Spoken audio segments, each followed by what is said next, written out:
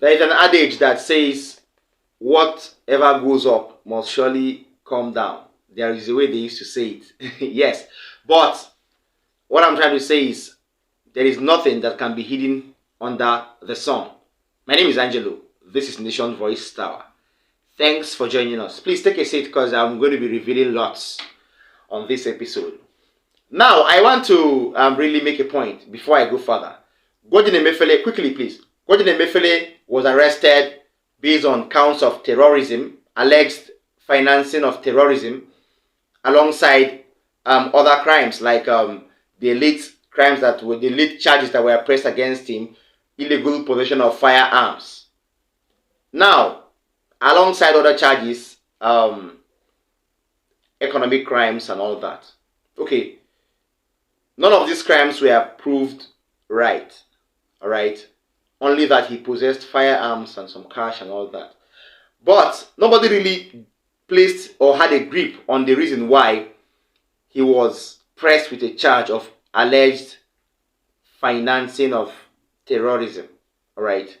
So I stumbled over an expose, very, very important expose, that is giving details about how, where, when Godwin Emiefele, the suspended and erstwhile central bank governor, financed allegedly terrorism, and how he committed economic crimes. This expose is so broad. It's going to give you a very, very wide range of knowledge on what Emiefele really did. You know, we heard, yes, everybody heard in this lawsuit he was charged with financing of terrorism, you know. But this particular expose is actually telling us really what he did, how he got entangled with Sheikh Gumi. Are you shocked? Don't be shocked. More names will be unraveled.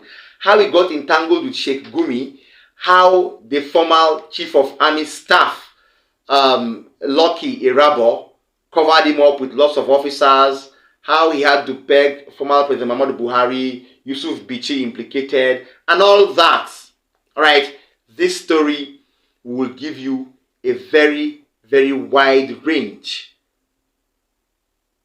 of knowledge about the Emiefele case. You will now add up the figures together and you will know why he accepted pardon and accepted the deal that was put on board by James Ibori for him to walk away silently. I doubt if we are going to still hear that Emiefele would walk out of this. Sources have exclusively obtained information about how the DSS investigation revealed that Emiefele fraternized with a well-known terror financer whose name was not disclosed. Fresh information detailing the reason why the embattled governor of the Central Bank of Nigeria, Godwin Emiefele, had been linked to terrorism financing by the Secret Police, Department of State Services, DSS, has emerged. Sometime, our sources exclusively obtained information how the DSS investigation revealed that Godwin Emiefele fraternized with a well-known terror financer whose name was not disclosed. The DSS, or State Security Service, SSS, had accused Emiefele of allegedly aiding and abetting acts of terrorism. The security agency said the CBN governor is involved in the financing of terrorism and must answer for the alleged crime. It said preliminary investigation revealed various acts of terrorism financing, fraudulent activities perpetrated by Emiefele, and his involvement in economic crimes of national security dimension. However, in the meantime, Emiefele had employed all manner of tricks and tactics to avoid arrest and interrogation, including recently delaying his return to Nigeria during that time when he had issues with the DSS following a trip he went abroad, and engaging some associates of President Muhammadu Buhari to lead the fight against the DSS during the past administration of President Muhammadu Buhari.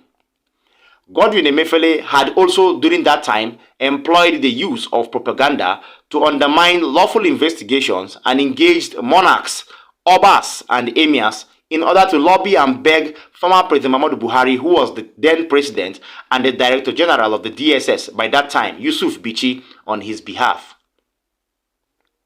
So far during that time, all efforts by the DSS to question Emiefele over his alleged links to terrorism and fraud have hit a brick wall. Thanks to the work of the president's associate at that time, led by Mamman Daura, who is a nephew and close confidant of then President Muhammadu Buhari and Nasir El-Rufai, the former governor of Kaduna State. However, top government sources shared with us during that time how the investigation linked Emiefele to a well-known terror financer whom the Apex Bank governor at that time had sent funds for onward transfer to controversial Islamic cleric Sheikh Ahmad Gumi. Gumi is known for hobnobbing with terrorists and bandits and advocating that amnesty should be granted to them. One of Gumi's associates, one Tukur Mamu, was arrested and detained by the Interpol at Cairo International Airport in Egypt while awaiting a connecting flight to Saudi Arabia. Upon his return to Nigeria, he was arrested by the DSS over allegations that he was heading to Saudi Arabia to meet with some international terrorists. How they linked Emiefele with terrorist financing was that he asked a well-known terror financer to help him to send money to Sheikh Gumi. Apparently, Godwin Emiefele wanted Sheikh Gumi to support his presidential bid, but Sheikh Gumi reportedly rejected the money, saying he didn't have a bank account, according to one of the sources. The money was allegedly given to a Gumi's aide by the terror financer, who incidentally had been on the DSS watch list. When the terror financer was arrested, he refused to disclose the source of the huge amount of money that had been given to him to pass on to Gumi and who had given him that money. But that is not the full story, as Godwin Emiefele was also believed to have committed murder to keep the detained terror financer quiet about their dealings as well as his alleged involvement in economic sabotage. The DSS learned in their investigation that the terror financer was being given huge amounts of dollars by Godwin Emiefele to sell, thereby killing the Nigerian economy when, as the Apex Bank governor, he should be saving it. The wife and child of the man, that is the terrorist financer, were murdered while he was in DSS detention. According to sources, he had heard that the man had confessed, that is, Emiefele had heard that the man had confessed that he gave him dollars to sell and then asked him to bribe Sheikh Gumi for his election. They are now accusing him of killing this terrorist financer's family in order to scare him from revealing their deal to the DSS while in detention, according to one of the sources in DSS custody. Now, let's take a look at what really brought about all this pandemonium. Our sources had reported how Godwin Emiefele lost the presidential ambition and attempted to vie for the office on the platform of the ruling All Progressive Congress. After facing opposition from some quarters, including within the CBN, Emiefele approached the Delta State High Court, sitting in Kwale, Ndokwa West local government area of Delta State, to get an order restraining the Apex Bank and the Independent National Electoral Commission, INEC, from stopping him from contesting the 2023 presidential election. He eventually backed down after it was clear that he would have to resign from office to contest the presidential primary election of the ruling party. A federal high court in Maitama, Federal Capital Territory, FCT, Abuja, also recently issued an order during that time restraining secret police from arresting Godwin Emiefele. That ruling, delivered by one Justice M.A. Hassan, also applied to the Inspector General of Police, IGP, the Attorney General of Police at that time, the Economic and Financial Crimes Commission, and the Central Bank of Nigeria, who are listed as defendants. Earlier, a federal high court sitting in Abuja declined an application filed by the DSS to arrest and detain Emiefele over the grave allegations against him. In declining the motion ex parte filed by the secret police Justice J.T. Soho, the Chief Judge, said the DSS did not provide any concrete evidence to substantiate its claims that Godwin Emiefele was involved in terrorism financing and economic crimes. Upon Godwin Emiefele's return to Nigeria during that time, after spending several weeks away, the Chief of Defense Staff at that time, General Lucky Erabo, allegedly deployed military personnel and intelligence officers to ensure that he was not arrested by the DSS while he returned to Nigeria. Our sources further reported that the then Central Bank Governor, Godwin Emiefele, headed to his office with massive security, specifically military protection, following his return to the country in that time during former President Muhammadu Buhari's regime. Apparently, the Chief of Defense Staff at that time, Lucky Erabo, was the one that aided Godwin Emiefele to defy the DSS order upon arrival. Lucky Erabo allegedly deployed the military police and intelligence to ensure Godwin Emiefele was not arrested. One of the sources had revealed to us that Lucky Erabo played a very masterminding role while Emiefele touched down to Nigeria and while he drove off to his office. The source further revealed that the security personnel that accompanied Godwin Emiefele to the bank were larger than that of former President Muhammadu Buhari. During that time, Godwin Emiefele had returned to Nigeria and went to the CBN with massive security sponsored by the then Chief of Defense Staff, Lucky Erabo. According to sources, he was given military protection. His security is bigger than that of the president, according to one of the sources. Alright, that was the expose there. Now, the Godwin Emiefele story has been revealed, okay? I told you once that the first stage of his problem was the ambition for him to want to run for president. Why will a governor of Central Bank want to run for president? And then he didn't choose any other party, he chose the All Progressive Congress, the same party where the present president comes from, or the present president, the then president, Muhammadu Buhari, came from. Okay, that means you're trying to tell us the CBN, the seat of the CBN is a political seat. You have already identified with the APC. Alright. Then, you went to the court and obtained an ex parte order for you to run for presidency, for your oppositions in the CBN to be restrained from arresting you or stopping you from running for presidency, from the president and the attorney general, the IGP of police and all that. Yes, I can remember his interviews then. He was very aggressive. They should come and arrest me. You know, all that. He was saying it. I was shocked. Is this the CBN governor? I was trying to establish the fact that doesn't Godwin Emiefele know that one day President Muhammadu Buhari will leave that seat and somebody will sit there. Who was he thinking will sit there? He was thinking it was Atiku that will sit there and leave him as Central Bank governor, or he was thinking maybe Peter Obi would win and sit there and then still leave him as Central Bank of Nigeria governor, or he was thinking Bola Ahmed Tinubu would win and still allow him after the currency saga. So I don't know.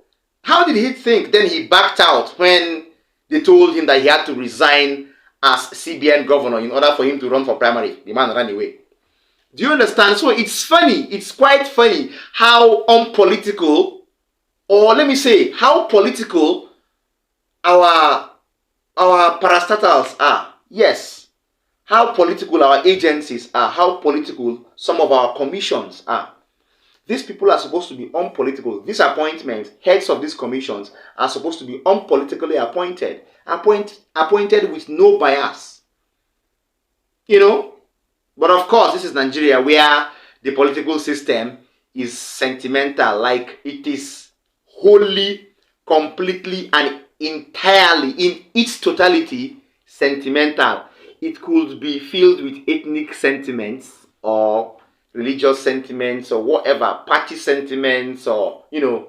But, well, all said and done, Godwin Emiefele, I stumbled over an update that said Godwin Emiefele was rearrested. I was yet to confirm that, but Godwin Emiefele had to accept that bargain for him to move away, you know, because his offenses are grave, I must say. his sins are much. All right. I don't know if he didn't see this coming, but that was wrong of him. Let me not say much. All right. Now, on my second, I will follow up the Godwin Emiefele case. Don't worry, I will update you as time goes on. Now, secondly, I would like to tell you the reason. Maybe now this is the reason why I think Dino Melaye lost in Kogi State. Dino Melaye couldn't really pocket the People's Democratic Party in the state in its entirety. All right, he's a politician. He is a politician, yes, no doubt, but he lacks some sort of political strategy. It's not all about speaking English on air. All right, it's not all about waxing albums, singing for people. You know, that is not where it ends. I used to call him the political drama king of Nigeria, if you guys remember. You know, so Dino Melaye failed from the primaries. But you know that proverb, that adage that says, in the land of the blind, the one-eyed man is king, right? Yeah, that was what took place in the PDP primaries of Kogi State. Whatever happened, we don't know. But at the end of the day, Dino Melaye, Daniel Melaye, aka Dino, that is what his name is, Daniel Melaye, aka Dino, emerged as gubernatorial candidate, let me say. All right. Now, this is the reason why he failed. I had a video going viral for the past 24 hours of some groups of young men and women who identified themselves as youths for the People's Democratic Party in Kogi State. You know, applauding INEC for an election well done in Kogi State.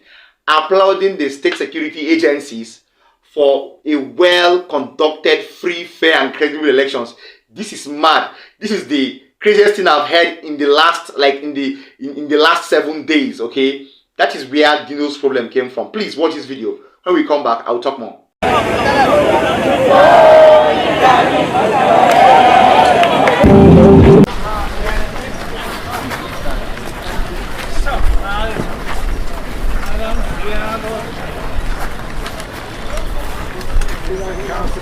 Oh meu, bigode!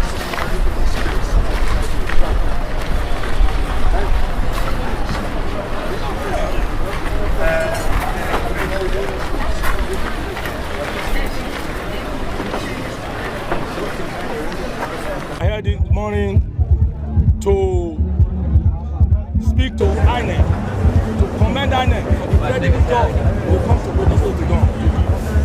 To give INEC kudos because they have not only come to Kogi, they've come to Kogi to rescue the mandate of the people. They conduct free, fair, and transparent elections. And also, we want to use this opportunity to appreciate the security agency, the army, the police, the civil defense, all the security agencies who were in Kogi for a job well done, because it is a transparent election, because it was transparent, peaceful, and everybody, it is how you lie your bed, you lay on it. In the past, we are aware of the kind of election that do happen in Kogi State. They will be characterized with violence, malpractice before now, but in the last 2 or 3 elections that happened in Kogi State, INEC has conducted, especially this November 11, 2023 election, as one of the most credible elections that's ever happened in this country. We give room for improvement, why not? But for anyone to come and rubbish a sensitive agency or institution of government like INEC because you did not win the election, it is totally out of place. We will not support such. If you contest election and you lose, the proper thing as a responsible citizen for you to do is to go to the tribunal. You need not incite the people against INEC. You need not incite the people against the Nigerian police. The election in Kogi State, the election in Bayelsa, the election in Imo State has met all requirements of the law and all minimum standard needed to conduct an election. Also, as you are aware, the election in Kogi State, where I come from, is one of the most freest elections. All right, you saw the protest there. They were happy. I don't know if you understand what I'm saying. This is not anti-party politics. This is real. This is real. PDP youths. Imagine That happened at the presidential level. PDP youths carrying flag, or some people. These are obviously some people paid, or I don't know, but this should be some people paid to be PDP youths, or maybe the faction that didn't agree with his emergence as gubernatorial candidate. That faction I gave you an update on some days ago that granted a press conference and said they never accepted Dino Melaye as their gubernatorial candidate. They faulted Atiku Abubakar, the presidential candidate, at some point, that he played a sort of politics for Dino to emerge and all that, to kind of reward him for the role he played during the presidential election coalition and all that. But Dino Melaye failed, and that's the bitter truth. He failed in his assignment in Kogi State. He failed in his assignment in his local government. He failed in his assignment in his polling unit, and he failed in his assignment as a formal senator of the Federal Republic. All right, I think he has to restructure his political system and strategy. And let me quote one of the APC, one of the APC supporters or chieftains. He was like, Dino has never been a politician. He has never held any useful post, any useful position or appointment. Dino has always been this man that just came out from the blues, became a senator, played drama with the DSS, played drama with the Economic and Financial Crimes Commission officers, and became Atiku's aide. And then became popular because of his different shouts and protests, which was the truth during different coalitions in 2 elections now, I think, something like that. So, well, Dino Melaye has gotten it wrong this time. I think he should restructure himself. Finally, this will shock you because of this expose. A former commander of the Rapid Response Squad in Lagos State, one Mr. Olatunji Disu, yes, he's a policeman, but let's us address him as Olatunji Disu for the sake of this update. He has actually taken over as the new commissioner of police in Rivers State. Now, I'll allow you to watch the video of his reception in Rivers State a few days ago. Then after the video, I will now tell you the intricacies following this particular appointment. You will be shocked. Stay tuned.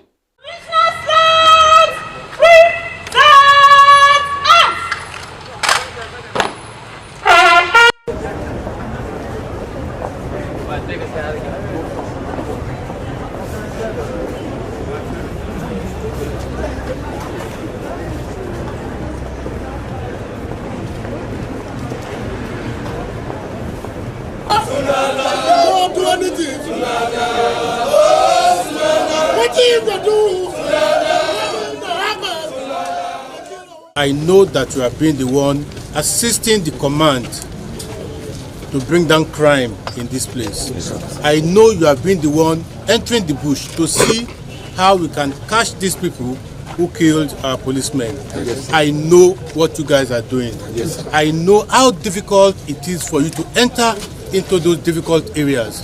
I want you to know that we are going to support you as much as possible. Yeah.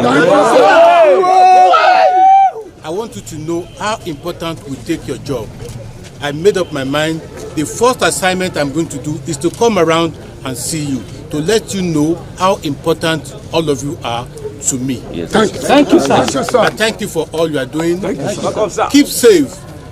I don't want any of you shot or injured in this situation. Amen. Keep safe and give me success. Amen, sir. Nobody will kill a policeman and go away scot-free. Yes, sir. Nobody will kill a policeman and go away scot-free. Yes, sir. Get me the culprit. Thank you. All right, welcome back.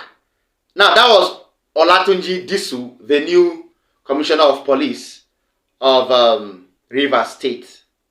Yes, he has swung into action quickly. The killer of the the DPO's killer that went viral some times back has been arrested. Good work from Olatunji Disu there. That was one of his prerogatives when he came. Now, away from his duties as a policeman, I announced, first of all, before the update, that he was a former commander of the Rapid Response Squad in Lagos State. All right, let's keep that on the ground.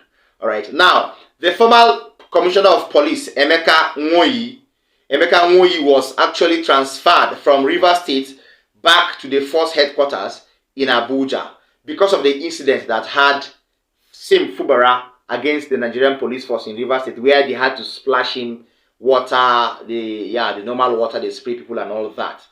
the Nigerian police force were spraying the governor of the state water while he was on his way to the House of Assembly. That was very, very uncalled for of the Nigerian police force in Rivers State. As a result of that, I think connecting to that, Emeka Nwoyi was transferred to Abuja. Then Olatunji Dusi was brought. Olatunji Dusi was the Rapid Response Squad commander in Lagos State, while Tinubu's Lagos was still Tinubu's Lagos. That means, plus or minus, he was Tinubu's boy. Yes, and then he was transferred to replace Abba Kyari, the former embattled police officer that went rogue at the force headquarters. That was where he was brought to Rivers State. Now, let's link him to Asiwaju Bola Ahmed Tinubu. Now, the question is, was he sent to Rivers State for Wike, or was he sent to Rivers State for Siminala Ifubara? Because transferring the former CP, Emeka Nwoyi, was like, okay, we have transferred the CP because of what happened to the governor and all that. Now, bringing this man that is an ally of Tinubu, is it to help Sim or to put more pressure on Sim in 2027? Let's think about this. I will explain better maybe when I have more information. Thank you so much for staying this far. Please, I hope you enjoyed our updates. Don't forget to do this, please. Like our videos, share them, watch till the end, and don't forget to tap the subscribe button if you're watching me for the first time. If you have been watching me and you've been seeing my updates late, please do well to tap the notification bell so that when I drop an update, you will be amongst the prompt people to know. Wouldn't you love that? When you do all this, YouTube uses regulations to make us go viral. Thank you so much for your support over time. See you next time. Bye.